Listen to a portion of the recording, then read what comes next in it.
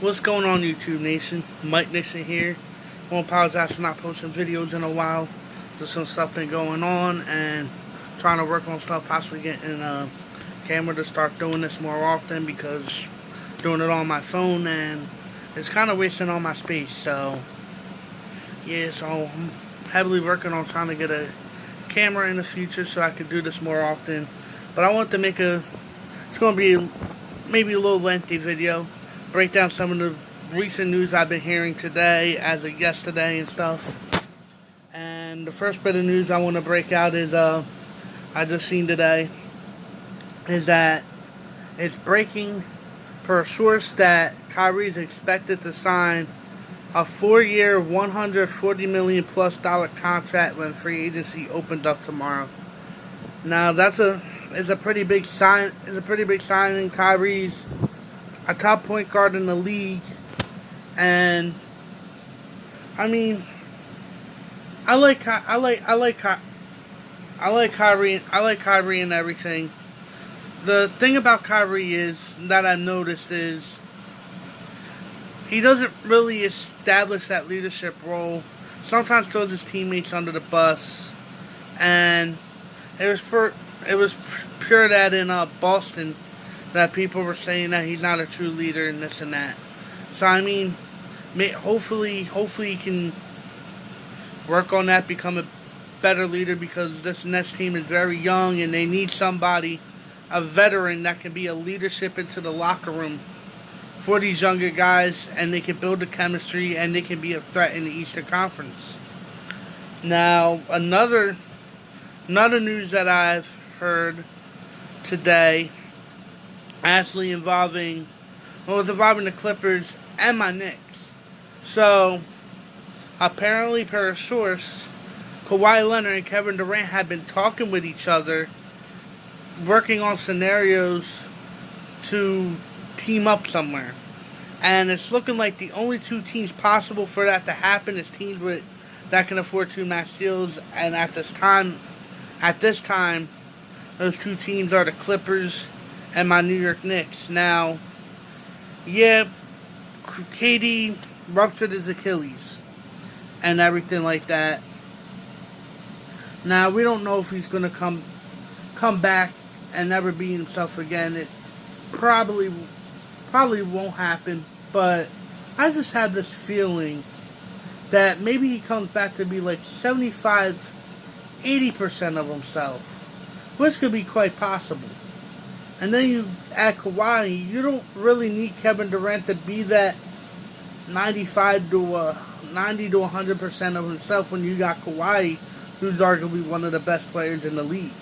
You add Kawhi with his defense and scoring ability, and then all you really need from KD is to just knock down the shot, which he can score that ball. He's not going to be athletic like he used to be.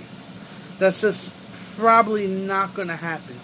But I'm willing to take that risk on KD, giving him that max deal, because what if he does come back and does become 80% of what he was, 85% of himself? That's still a really good player right there. And to miss out on something like that would be heartbroken, because in my opinion, I don't think the Knicks have really been that relevant since around the 90s. You can say earlier on in the 2010s, but we only made a couple playoff runs here and there. We didn't really even go far with Melo and some talent that we had. We really didn't go anywhere. But like in the 90s, we were always at least getting to the Eastern Conference Finals. Obviously losing to like the Bulls and stuff. Made it to the finals in 99. Lost to the San Antonio Spurs. So to have two players that could really help this franchise turn everything around and become instant contenders would be great, because we just haven't been relevant as of late. And New York's one of the bigger markets in the league, and I'm praying that we get both, because it would be a sign of relief for me. And the other bit of news that I just found out is that Kemba Walker is looking like he's going to go to Boston on a 4-year, $140 plus contract and sign with Boston. Now, obviously for me, I hate to see that because I am a Knicks fan. Now the Boston Celtics get an elite point guard, a top 10 point guard who can play. Like I love Kemba Walker. Kemba Walker went to UConn. I follow UConn. UConn is my favorite college basketball team, just for personal reasons and stuff. But I watched Kemba at UConn. I watched him dominate at UConn in the college level. I watched him in the NBA. He's turned into being an elite player. So it's a very good signing for the Boston Celtics, and Kemba can probably help them compete. And maybe make some noise in the playoffs. I don't know if they'll go to the championship or whatever moves that they're gonna make. Now I've heard possible rumors that maybe Boston would go after maybe like a Steven Adams or like a Clint Capella via trade, but I don't know if that will happen. But it is sure is a pretty big signing, as it's expected to happen per Twitter that I've been reading. And then lastly, another big bit of news I just seen is that it's looking like Klay Thompson is going to be prepared to accept a deal from the Golden State Warriors on a 5-year, $190+ million max contract, which I kind of seen happening. Unfortunately for Klay Thompson, he ended up tearing his ACL in the NBA Finals. It's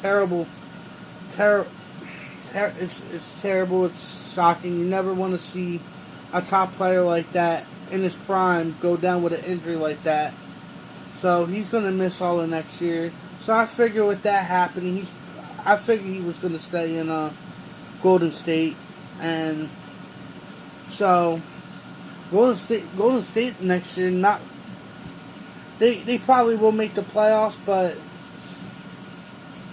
I don't know what the future is going to hold for them. You're going to have Klay's out for the next year, so when he comes back, it's going to be Steph, Draymond, and Klay, which is still a very good team, and they could definitely compete and contend.